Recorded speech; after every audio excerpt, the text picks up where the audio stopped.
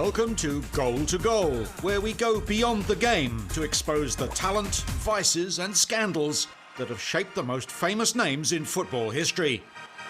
From the early greats through to the game's first international stars and on to the modern-day champions who've become bigger than the game itself. That's all coming up on Goal to Goal.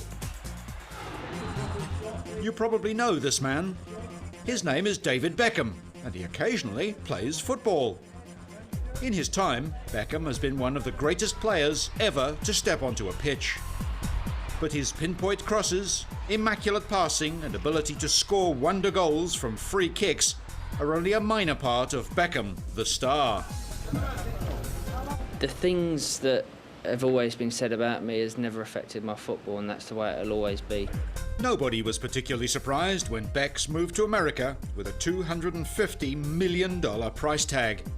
David Beckham! I was only trying to teach an old dog new tricks. Fans were even less surprised when he and his pop star wife Victoria, aka Posh, started turning up at Hollywood premieres. It's what the Beckhams were born for, both David and his wife. David Beckham is as much about his cutting-edge tattoos, his hairstyle, his chiseled good looks and sponsorship potential as he is about on-field feats. Now, whatever anyone thinks about an England captain having a hairstyle, then it's what you actually do on the pitch, I think, rather than what you actually wear or what you actually look like. In this respect, he remains the poster boy of everything that is good and bad about modern football. Sure, he can play, but the total package moves far beyond that fact. Look at his fortune, his brand. From the range of hairstyles mimicked the world over by adoring wannabes, to the tattoos, the fashion spreads, the commercials and the clothes horse, right alongside his glamorous Spice Girl wife. Beckham has pushed the concept of footballer as Hollywood star further than any player before him. His bank manager loves him for it. While football has always had its big names, celebrity footballers are a relatively recent phenomenon. In this episode, we look at the evolution of star power within football and marvel at players whose sheer charisma and image have become every bit as important as their on-field genius. But sadly, the notion the bigger they are, the harder they fall, often proves true. It's been the case for some of football's greatest names, like George Best, Maradona, who've crashed spectacularly once they've stepped off the pitch. One thing nearly all football icons have in common is that they know how to find the back of the net. Even before the World Game was televised, it was the goal scorers who captured the imagination of fans everywhere. This was especially true in the 1920s. But of all the great goal poachers from that time, one name stands above all others: Dixie Dean. Fans marvelled at his ball control. Here's a trick. He backheels the ball into goal. Too bad the goalkeeper didn't see that. Let's show him what really happened in slow motion. The ball is trapped. His foot passes over it. And there's no need to look round, Dixie. You know where that ball's gone. In an astonishing 16-year career, Dean scored almost 500 goals. Blessed with incredible strength and uncanny goal sense, he mesmerised rivals with his aerial ability. Almost half his goals came from headers, a skill he perfected by practising with a medicine ball. The Liverpool boys are happy too, because Dixie Dean pushes one through with his head. Starting out with local club Tranmere Rovers, the 16-year-old Dean was paid £4, 5 shillings a week. It was the standard fee for a third division player at the time, but a pittance compared with today's mega salaries. After a successful 1924-25 season, he transferred to Everton for £3,000. The papers had a field day. It was a record fee for signing a young player just 18 years old. He proved to be a bargain. In Everton's championship-winning year of 1927-28, 21-year-old Dean scored 60 goals from just 39 appearances. It's still the season record goal haul for English football. Dean led his team to another First Division title and a berth in the 1933 FA Cup final against Lancashire rivals Manchester City. Lancashire, here's to Lancashire. And may that cup stay in Lancashire. If Everton don't win it, may another Lancashire club win it. Here, here. Everton eventually triumphed 3-0, with Dean scoring the team's second goal. There's Dean scoring his goal. Langford lying flat on his face, a disappointed man in a disappointing team. At the peak of his powers, he was paid the princely sum of £8 a week. If Dean was the champion footballer of the 1920s and 30s, England's greatest wartime player was undoubtedly Stanley Matthews. The son of a featherweight boxer, Matthews was born in Stoke-on-Trent and joined the local club, Stoke City, straight from school. Light and stringy, Matthews played on the right wing. It didn't take long for the young player to make his mark on the game and change the way it is played forever. His method was to run straight at defenders. He'd throw his hips in one direction and his body in the other, and then roar off with the ball seemingly tied to his boot. It used to terrify the left backs. Every club has a hard luck story. Stoke's is that it assembled its greatest team ever on the eve of the war against Germany. Stanley Matthews, a dazzling display from the ageless wizard who 19 years ago first played against Germany. During the war, Matthews served in the Air Force, but his reputation was so great that he was released from duty every now and then to play for England. Even Winston Churchill was a fan. Matthews crosses the ball and Roy Bentley heads it high into the net. Performances like this one in a 3-1 win over Germany at Wembley made Matthews a national hero. For Matthews, the maestro, the magnificent, it must rank as one of the greatest games of his brilliant career. But he always remained a gentleman. Pelé called him the man who taught us how football should be played. In more than 700 games, Matthews was never sent off and never even received a yellow card. He was humble in victory and defeat. I'm told that by one or two people that I was the match winner. As a matter of fact, I don't believe that for the simple reason we have here 11 match winners.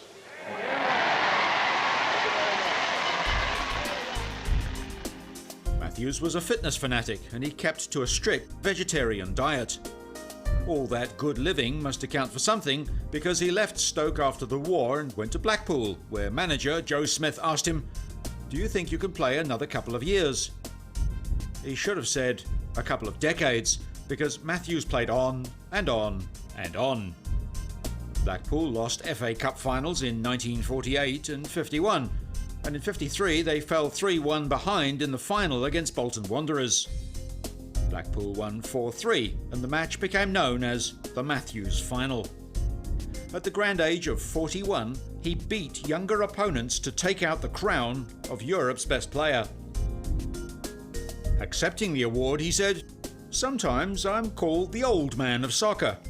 I am a little thin on top, but I'm really not that old." Indeed, he wasn't. In 1961, at 46, Matthews returned to Stoke City, which by then was near the bottom of the second division. Crowd numbers quadrupled on his return. Stoke won promotion the very next year. Even when he finally retired, aged 50, Matthews wasn't about to put his feet up.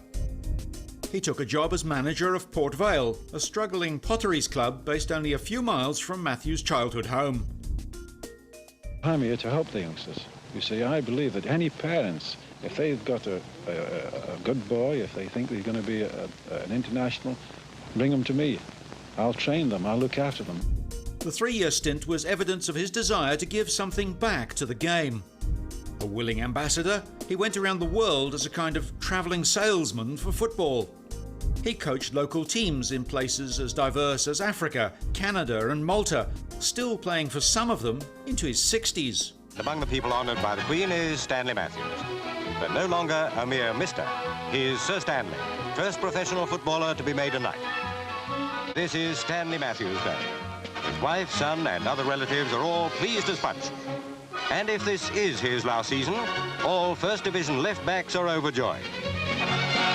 Wonder how many autographs he's signed since he began his astonishing career. Congratulations to a jolly good fellow, say all of us. Coming up, the transition begins as football moves from domestic grounds to the global arena. It speaks volumes for the skill of the Spaniards that the great Di Stefano and his teammates showed, even on this sodden pitch, the brilliant ball play for which they're world famous. If the 1920s was the era of the striker, the period after World War II was when football truly became the world game. Argentine legend Alfredo Di Stefano controversially pioneered the mass movement of South America's best to the lucrative shores of Europe. Amid much fanfare in 1954, Di Stefano decided to take his kit bag to Spain. Signing with Real Madrid, he soon pledged his allegiances to the Spanish national team. He didn't disappoint his adopted countrymen. 100,000 see the captains, Jimmy Armfield and Di Stefano, exchange banners before the toss.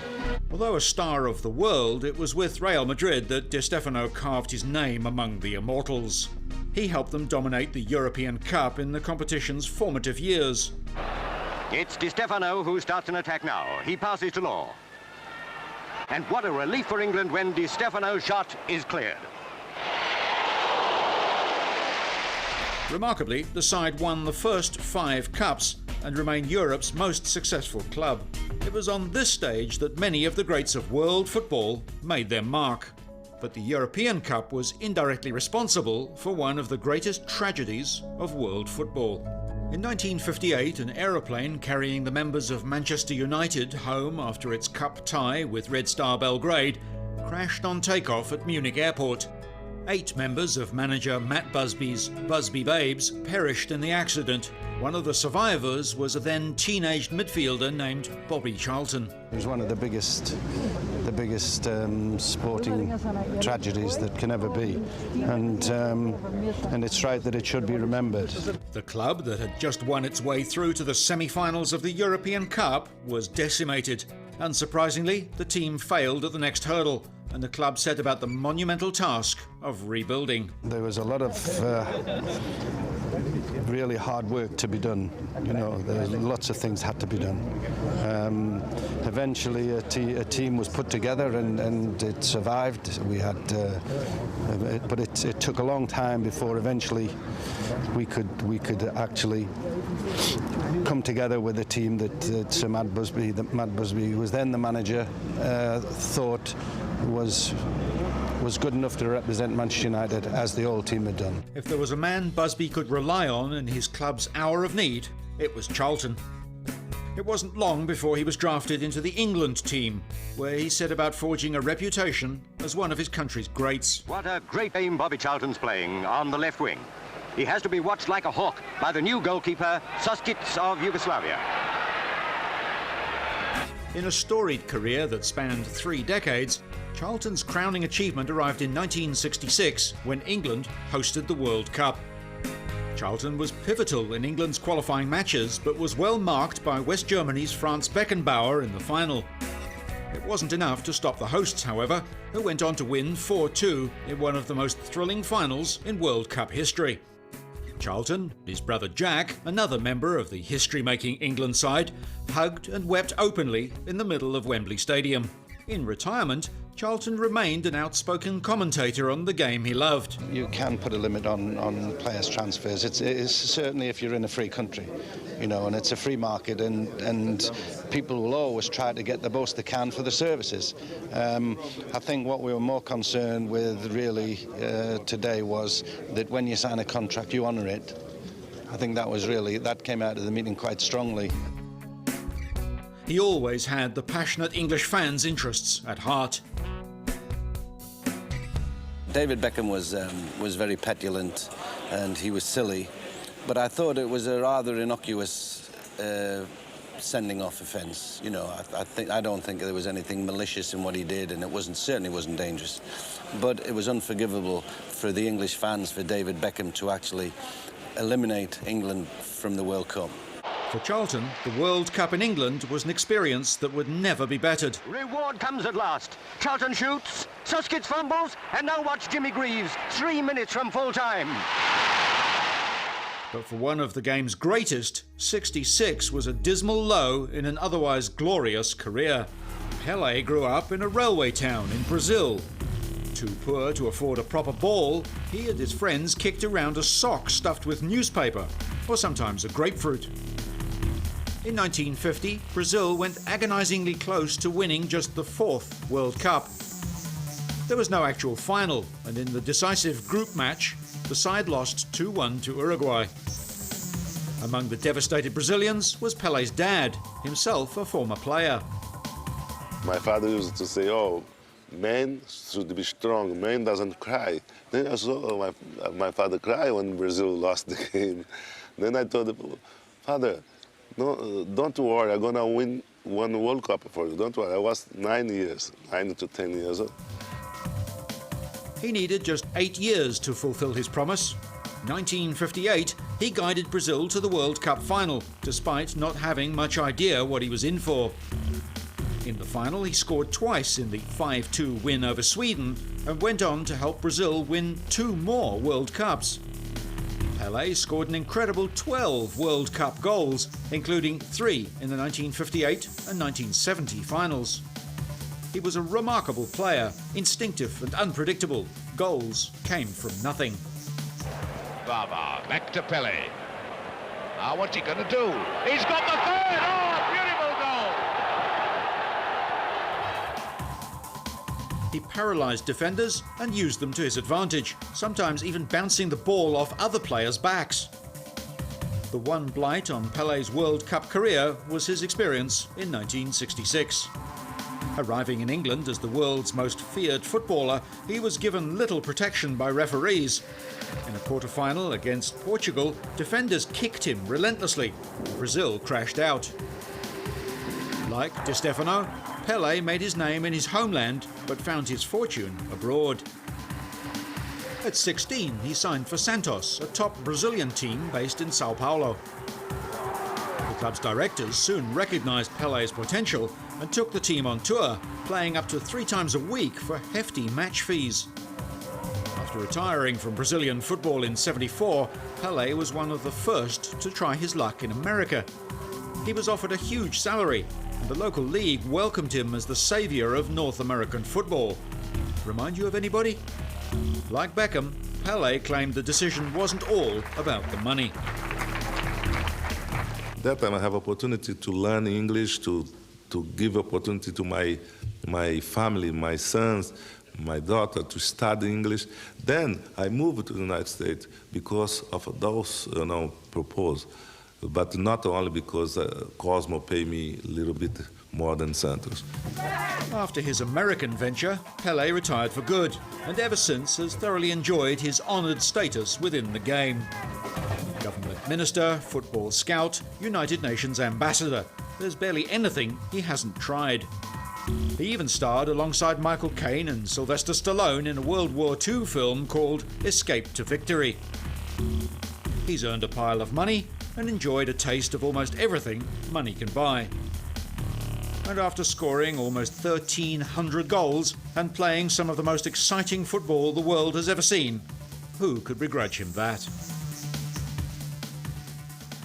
Champions like Di Stefano and Stanley Matthews, even Pelé, played for the kind of money that could be today earned by a junior bank manager.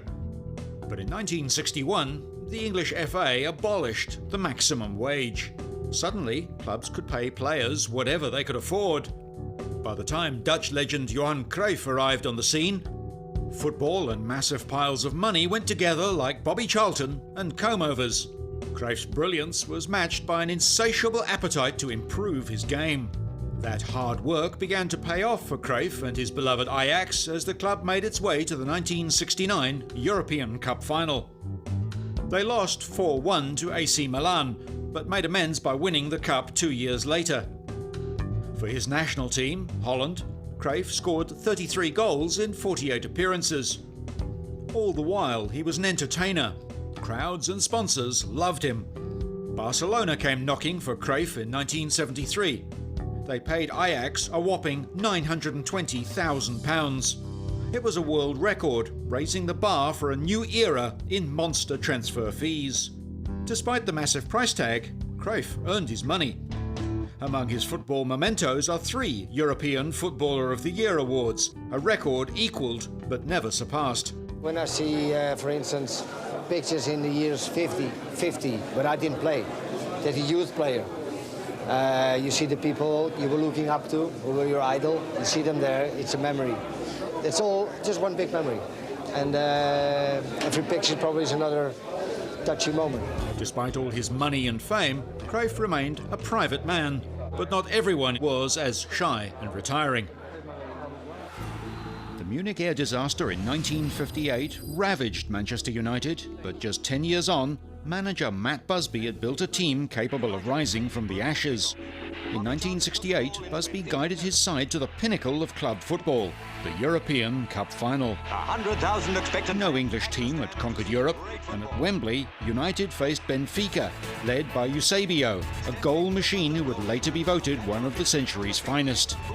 But United had their own weapon, a skinny 22-year-old from Belfast named George Best. George Best was in terrific form. Having failed to contain Best using the usual methods, Benfica tried to clobber him. George Best fell foul of the first of a series of savage tackles which marred the first half. Best again with the ball. He seemed to be a target, but he stopped them at any cost Benfica defence. Benfica... It worked right up until the 3rd minute of extra time. Waiting to receive was mighty Best. He simply walked the ball into the net. What a goal! United in the lead. The goal was typical Best. A sway, a shimmy and a finish that left keeper Jose Enrique looking like a fish out of water. Manchester United had well and truly done it. They were supreme soccer champions of Europe. Man United won 4-1 and Best was crowned European Footballer of the Year. What a match! What a team! Charlton, Stepney, Brennan, Styles, Best were proving the He was United's saviour, and this was his finest hour. But Best was more than a footballer. When scout Bob Bishop discovered him, aged 15, his telegram to Matt Busby read simply, "I think I've found you a genius." The only question was whether he was talking about Best's footballing ability or his party stamina. Best debuted for Manchester United in 1963. A year later, the BBC launched a weekly TV programme called Match of the Day. Unlike earlier champions, who most fans knew only from pictures in the papers, Best's goals and good looks were broadcast to millions. Television made him football's first superstar, a playboy genius. He was sought after for everything from appearances on Top of the Pops to this charity match against a team of models. And cut a dash through the female defence, only to find that George Best had changed sides. The press soon dubbed him the 5th Beatle. He partied harder than the other 4 put together. Later, he would tell people, "I spent a lot on booze, birds and fast cars. The rest I just squandered." Among his girlfriends were reportedly 4 Miss Worlds. A hotel bellboy found him entertaining one of them on a bed covered with his casino winnings. But it wasn't all tiaras and jackpots. It took me a long time to realise, who the hangers-on were and who weren't. And I did enjoy being the centre of attraction, but it became a monster. When you can't go outside your front door and people want to cause trouble and start arguments with you and fights and stuff like that, which you should walk away from. I find it hard to do that as well. At 26, only 4 years after that famous night at Wembley, he decided to leave Manchester United. I feel now that I can't play as I could before, so I don't want to play a lower standard than I'm used to myself, and I don't think I can play to a high standard. He made comebacks with Fulham and then in the United States, but his football heyday was over. By the end of his career, he was gambling uncontrollably and had developed a serious alcohol addiction. It stemmed from his continual desire to live up to his name and be the best. I wanted to be the best trainer, I wanted to be the best player, and I wanted to be the best drinker, which isn't very smart when you're a professional athlete. In 1984, he spent Christmas in prison after being convicted of drink driving.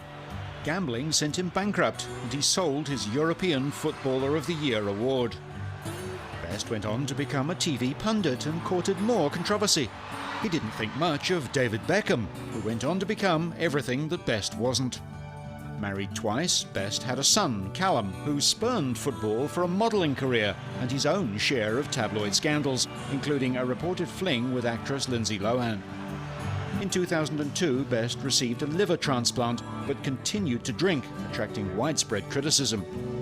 3 years later, he suffered complications following his transplant and then multiple organ failure. He died aged 59. My father has passed away. Not only have I lost my dad, but we've all lost a wonderful man. With Best's passing, football mourned one of its most brilliant sons and its first celebrity. Without question, he was an incredibly gifted and talented and courageous player for Manchester United. I think his parents with George, he was the original superstar, and he was such a well-mannered, humble person. Lovely lad, super lad. Coming up, Diego Armando Maradona. Argentina is a nation of 33 million Catholics, but to many Argentine football fans, there is only one God. His name is Diego Armando Maradona. Maradona was a kid from a Buenos Aires slum who became a superstar. He was just 5'5", but on a football field, he stood taller than anyone. As Maradona began his career with local club Argentinos Juniors, Argentinian football was exploding. The national side won its first World Cup in 1978. Maradona's low centre of gravity and physical bulk made him tough to shift from the ball. His compact style gave him immaculate control. With explosive pace, his sense of team play and a remarkable feel for strategy, he was soon worshipped by fans, sometimes literally.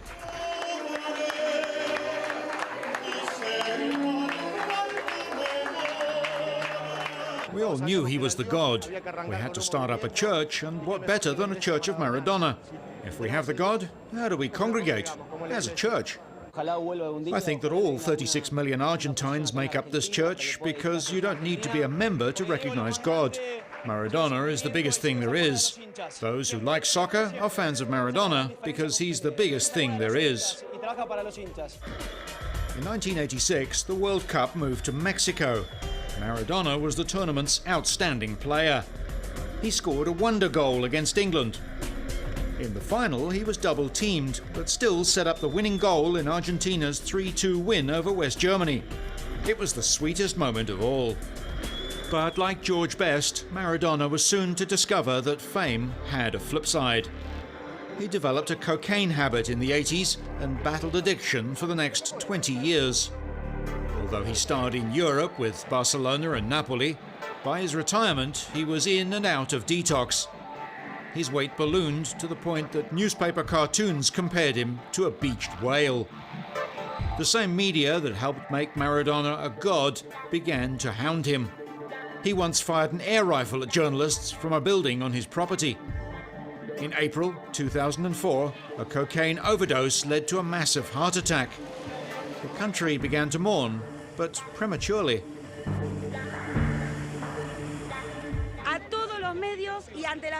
To the media, and in the face of some newspaper reports, we inform you that Diego Armando Maradona is clinically stable, with no complications whatsoever regarding his health, and he continues on the established treatment plan.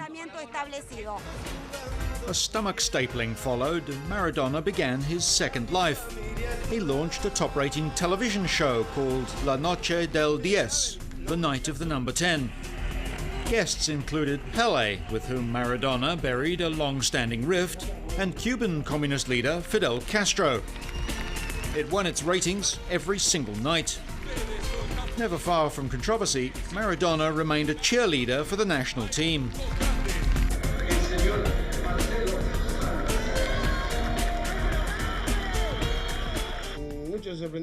Many were surprised when I said in Brazil that we must try to win the World Cup from Brazil. I first said this in my country, then I said it in Brazil, and I repeat it again here in Chile. I'm going to say it wherever I'm asked. We have to go and compete against Brazil. Brazil is the clear favourite to win the World Cup. And despite years as a press target, his legion of fans never thinned. And I think Maradona was going in different parts of his life through the different periods, and he stayed the best player ever on this planet. Nobody was playing better football, and I think nobody will play better football than Maradona. And this is an important story about this man. Television and tabloid newspapers love to make heroes and then devour them. And Maradona wasn't alone in playing both hero and villain. In Italy, no player polarized fans as much as Roberto Baggio. He burst onto the international scene at the 1990 World Cup, which Italy hosted. Baggio scored twice, including the goal of the tournament. Italy fell in the semis to an Argentine side led by Diego Maradona, but Baggio's legend was already beginning. Fans fought to get near him. Packs of photographers and reporters followed him wherever he went. When the next World Cup rolled around in 1994, Baggio was pocketing a wage of $5.3 million. He was 27 and playing at his peak. In the United States, Brazil were favourites, but Italy knew they had a chance. The chances of winning are good. We're looking at winning. With this type of competition, you need a little luck, and you need players who can stay in form for a month.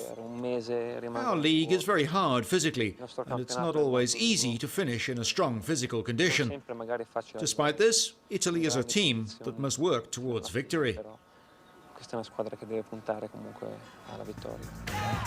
Baggio was superb, scoring 5 goals, but in the final against Brazil, he missed a penalty in the crucial shootout.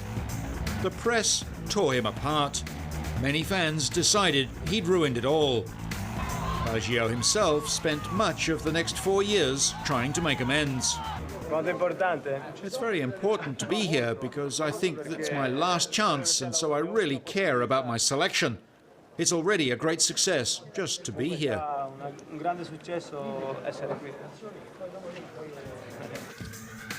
Penalties are always a lottery, and Baggio was arguably a victim of fortune. But other tainted greats had only themselves to blame. Manchester United and Ireland legend Roy Keane didn't succeed in spite of being a hard man. He made that his calling card.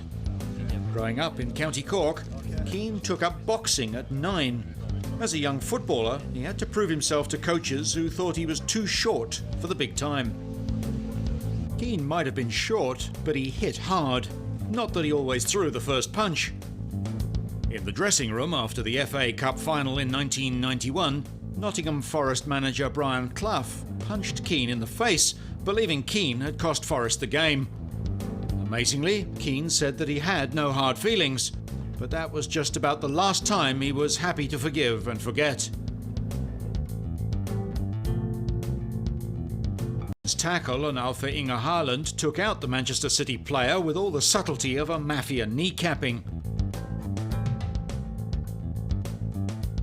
Keane took a 3-match ban, but then published an autobiography in which he admitted he'd planned to hurt Haaland. The FA banned him for 5 games and fined him £150,000.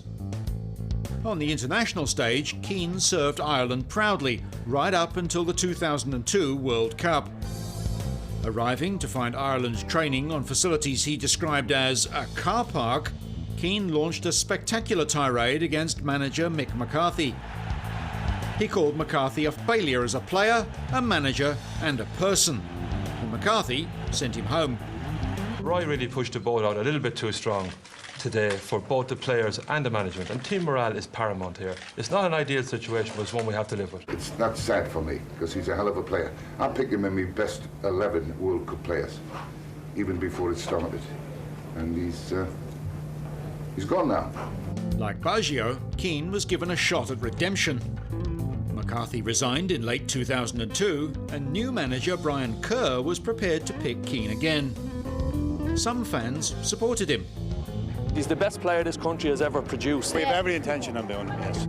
Others resented what they considered the selfish behaviour of an overpaid thug. He played a few more times for Ireland, but they failed to qualify for the 2006 World Cup. He retired to try his hand as a manager. Keane himself was never in any doubt about what fans thought of him. I'm sure they loved me. Coming up, superstars for a new generation. all on the one team.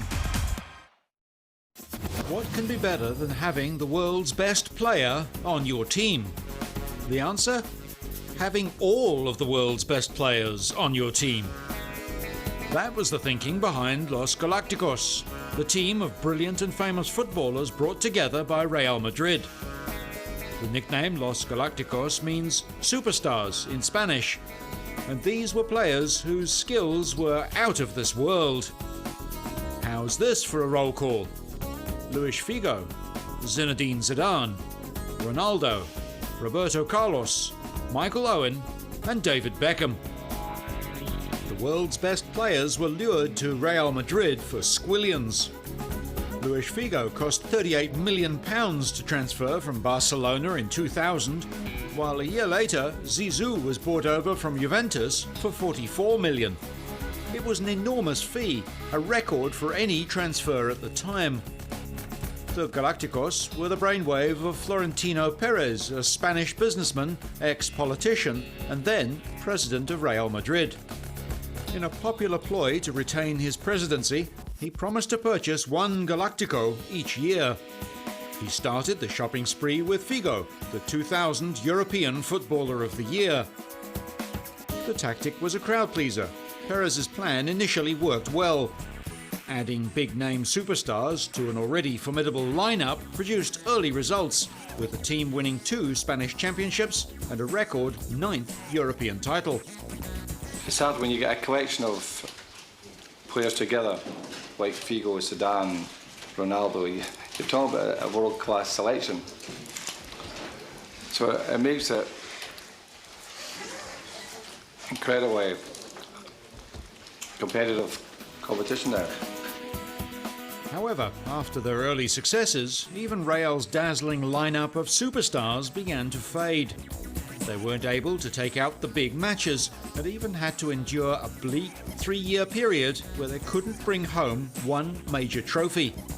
The critics had a field day. Many blamed Perez for simply buying name players without considering whether they were right for the team or not. Showy midfielders and strikers were favoured, while the defence line grew weak. Beckham was the prime example. Everybody agreed he wasn't needed by the team in a playing sense, but he was there to give a huge boost to Real Madrid's image, especially in the Asian markets. There was a view that he was signed for the number of shirts he would sell rather than the number of goals he would create. Despite the doubters, the club was adamant the signing of Beckham would help it become an unbeatable force. But it was a false hope. The Galácticos were heading to earth with a thump. Off-field, tensions led to the sacking of the coach, 4 managers and 4 football directors. But none of these moves changed the fortunes on the pitch. In 2005-06, Real Madrid unceremoniously dropped out of the UEFA Champions League in the round of 16 without scoring a goal. It was the end of an era. The Galácticos nickname had become a joke. Some say that the Galácticos were the natural result of the commercialisation of football, a case of style over strategy. Wingman Steve McManaman is more brutal. He described what happened as the Disneyfication of Real Madrid. In the end, the Galácticos experiment was a marketing dream, but a fan's nightmare. Though they looked good on paper, amazingly this team of champions never became a champion team. It was a stern lesson for other clubs who have ambitious presidents with deep pockets. Outside the Galácticos, only one player really spends it like Beckham. He's Ronaldo da Assis Moreira, but you'll know him as Ronaldinho. In his home country, Brazil, Ronaldinho advertises just about everything. Laptops, chewing gum, crisps and photocopiers. Overseas, he's as well known for his magical skills on the football pitch as the adverts he shot for the likes of Pepsi and Nike. When you are a kid, it's easy. You are not afraid to try, to dare. You do it, just because you like it.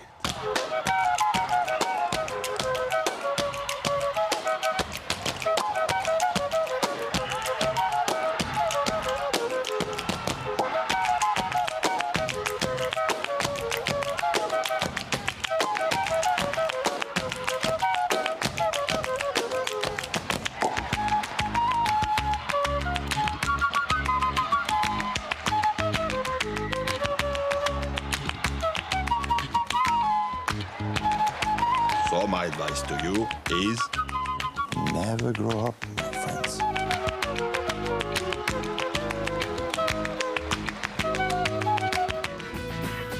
In 2006, he generated an incredible £30 million from endorsements alone. Add to that an £8 million annual salary, and you're looking at a footballer with truly massive spending power. Of course, you don't get this kind of money thrown at you without being able to play. From his early days in Europe with Paris Saint-Germain, Ronaldinho was compared with Pelé and Maradona. First of all, thanks very much for this compliment. My dream has always been to follow the steps of the best players. I'm very happy with the level I've achieved so far, and my goal is to grow even more. I'm still young and have a lot to learn, but I'm very pleased with this route I'm following, and I want to go even further, following the steps of my great idols, great players. Mixing brilliant control with outlandish tricks that reminded some fans of Johan Cruyff, Ronaldinho was poached by Barcelona in 2003. He always seemed to turn it on in the big matches, such as Barcelona's big La Liga clash with bitter rivals Real Madrid. So well did Ronaldinho perform at the Bernabeu, Madrid fans gave him a standing ovation. It's a different emotion. It's not something you would expect because they are our great rivals. To see the crowd from your biggest rival applauding you is something significant in a player's career. It's even shocking to a certain point. But in the end, it was something that made me really happy and gives me extra motivation. I hope, with God's help, I can repeat everything I did in the last derby and that Real Madrid fans can applaud me again. Terrifyingly for defenders, Ronaldinho reckons his skills are getting better. And if he hasn't yet played his best on the football pitch, there's no reason to believe he's reached his peak as a titan of marketing. I have a lot to improve. I'm a young player, so my goal is to improve in all areas. I'm happy with my current form, but I know I can improve more. So that's my goal, to get better in all aspects, to improve my game and make football history.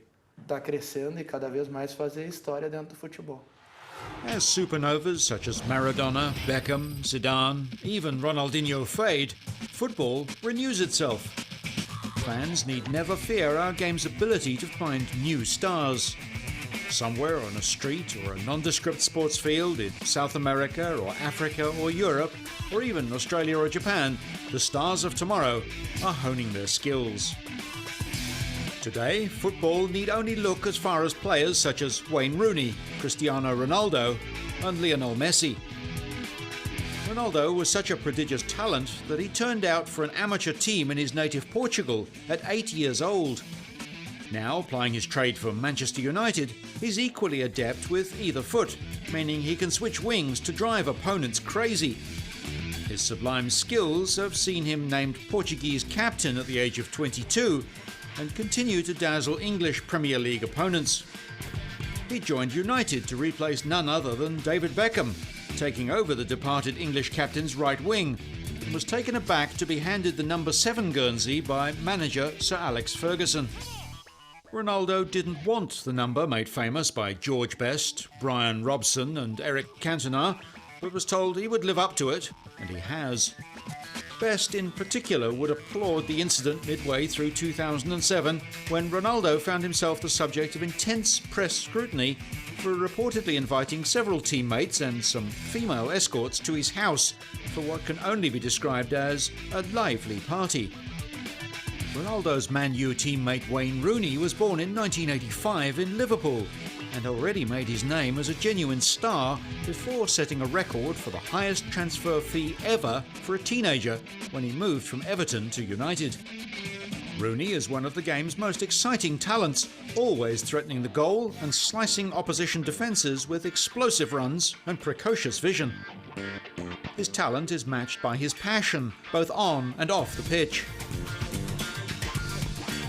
From the moment he became the youngest player to score in the Premier League at just 17, Rooney has been a marked man, and his temper has seen him sent off repeatedly in all levels of football.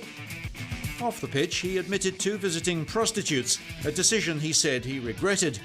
But none of this has hampered his marketability. Rooney is said to have sponsorship deals worth something like €46 million, led by deals with Nike, Nokia and Coke. Lionel Messi could not have had a more different start to his career. While Rooney and Ronaldo hit the pitch running, this Argentinian was just starting to shine as a youngster when he was diagnosed as having a growth hormone deficiency. With the Argentine economy in trouble, his junior club could not afford treatment, and it was superclub Barcelona that offered to pay his medical bills if the 11-year-old and his family would move to Spain. Less than a decade later, Barcelona's investment has paid off, with Messi starring for the team, as well as becoming the youngest player ever to represent Argentina at a World Cup in 2006. He shows no sign of slowing down, scoring 5 goals in a week during the 2007-08 season. Like Rooney and Ronaldo, Messi is now so popular on the world stage that he can make a major impact on the hairstyles, fashion trends or attitudes of the youth of the world with the slightest statement. All three players are examples of the new world footballer, not so much an athlete as a commodity, less a matchday star as a franchise in their own right.